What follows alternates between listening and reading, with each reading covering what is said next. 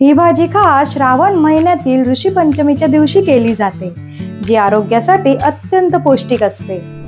नमस्कार मंडळी, आज मी तुम्हाला एका खास रेसिपीबद्दल सांगणार आहे, जी माझ्या आयुष्यात खूप महत्त्वाचा भाग आहे। माझ्या आजीच्या हातची ऋषीची भाजी।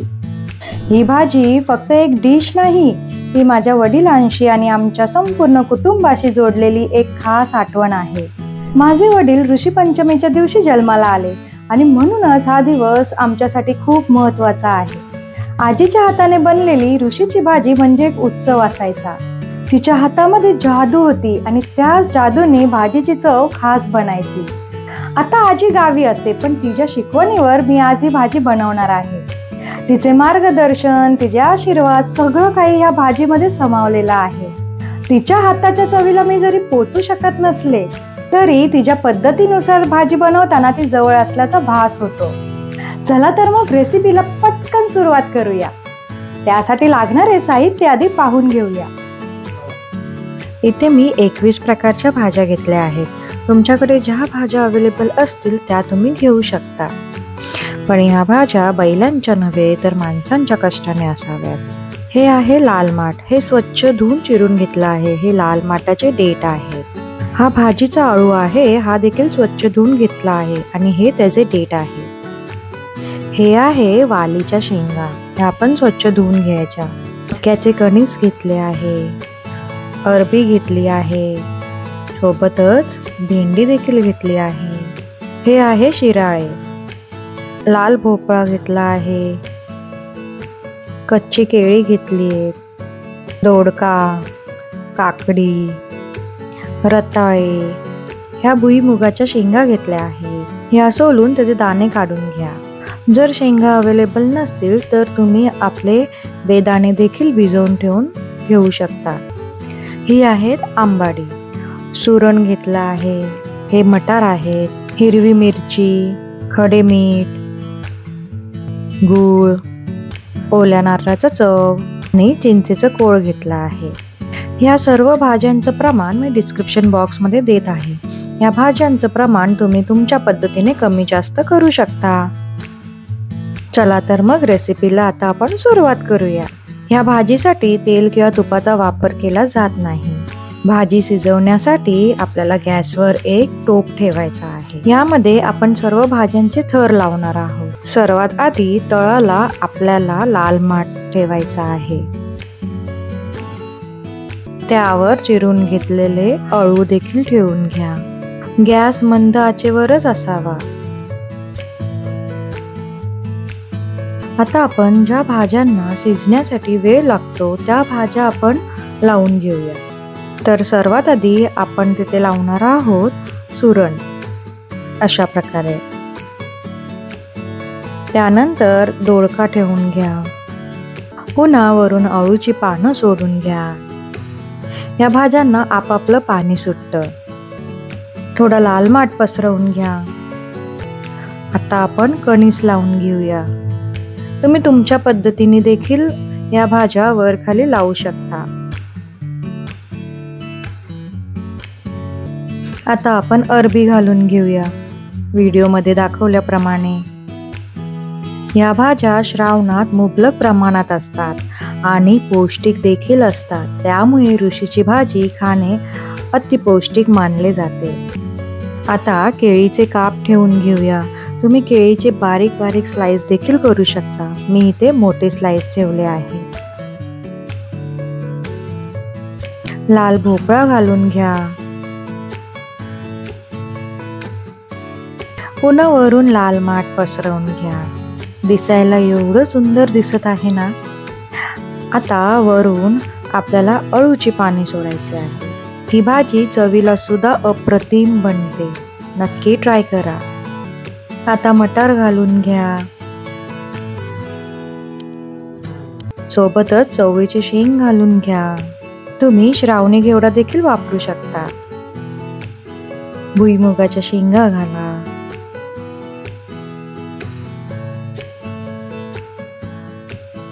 रताळे, वरून आंबाडे लावून घ्या।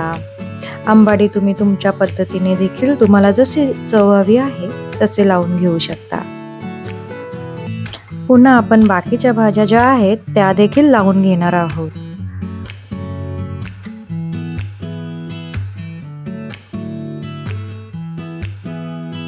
काकडी घाला. भाजींची पूर्वतयारी तुम्ही आदल्या दिवशी देखील करून ठेवू शकता. आता यामध्ये हिरव्या मिरच्या घालून घ्या. ही भाजी फार तिखट नसते, त्याच्यामुळे मिरच्या तुम्हाला आवडीनुसार घालावे लागते.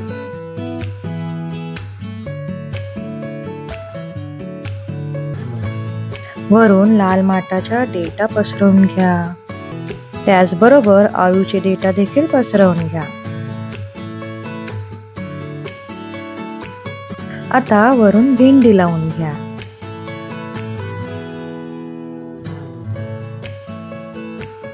पुन्हा एकदा लाल माठाचा थर लावून घ्या. त्यावरून आपल्याला अळूचा थर देखील लावून घ्यायचा आहे. व्हिडिओमध्ये दाखवल्याप्रमाणे तुम्ही तुमच्या पद्धतीने भाज्या लावून घेऊ शकता. एकसंध शिजण्यासाठी हे थर लावले जातात.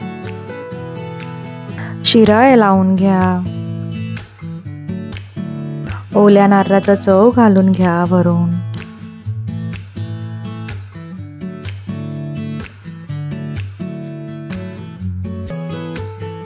खडे मीठ घाला चवीनुसार. आता गूळ घालून घ्या चवीप्रमाणे.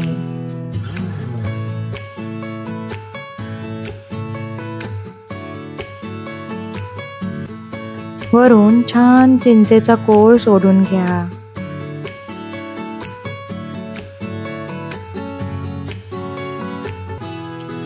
आता यामध्ये आपल्याला पाणी घालून घ्यायचं आहे. पाणी मी इथे 2 ते 3 ग्लास घेत आहे. ही भाजी आपल्याला वाफेवरच शिजवायची आहे, त्यामुळे या टोपावर मी आता ताट ठेवून घेत आहे. गॅसची फ्लेम तुम्ही मीडियम आचेवर ठेवू शकता. 10 मिनिटे झाली आहेत. आपण चेक करून घेऊया आपली भाजी कितपत शिजली आहे ती. वा, खूप सुंदर दिसत आहे ना.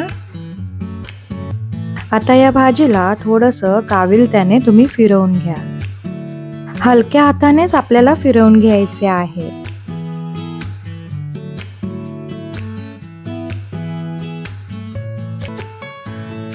त्यानंतर पुन्हा झाकण ठेवून घ्या.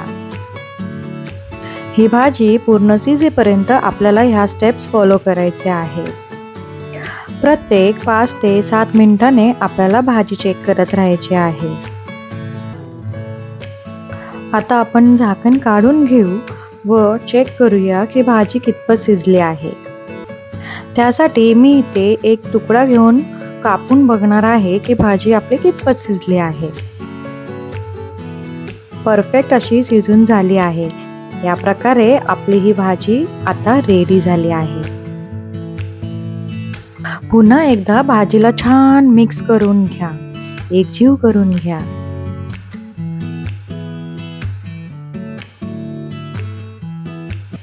चला, अशा प्रकारे आपली ऋषीची भाजी तयार आहे. आता आपण ती सर्व करूया. वा, गरमागरम वाफळती भाजी दिसायला अप्रतिम दिसते आणि चवीला सुद्धा अप्रतिमच असते. नक्की अशा प्रकारे ही भाजी करून बघा.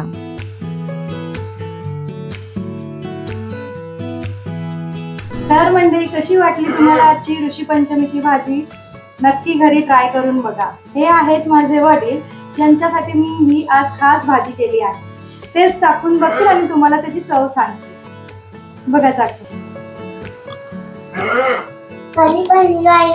मस्त सुंदर. तुम्हा सगळ्यांना ऋषी पंचमीच्या खूप शुभेच्छा. ऋषीची भाजी केवळ एक पदार्थ नाही, तर ती आमच्या कुटुंबाच्या प्रेमाचा आणि परंपरेचा स्वाद आहे.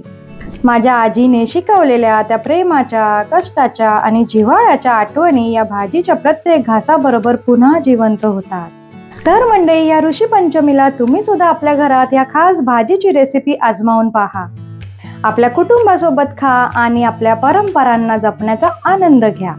जर तुम्हाला हा व्हिडिओ आवडला असेल तर चॅनलला लाईक, शेअर आणि सबस्क्राईब करायला अजिबात विसरू नका. अशाच खास परंपरा आणि आठवणींना उजाळा देणारे व्हिडिओ आम्ही तुमच्यासाठी घेऊन येत राहू. व तुमच्याकडेही अशा काही आठवणी असतील तर आमच्यासोबत जरूर शेअर करा. कारण अशा आठवणीच आपल्या जीवनाला एक गोडवा देतात जो कधीही विसरता येत नाही. तुम्हा सगळ्यांना ऋषी पंचमीच्या खूप शुभेच्छा. धन्यवाद.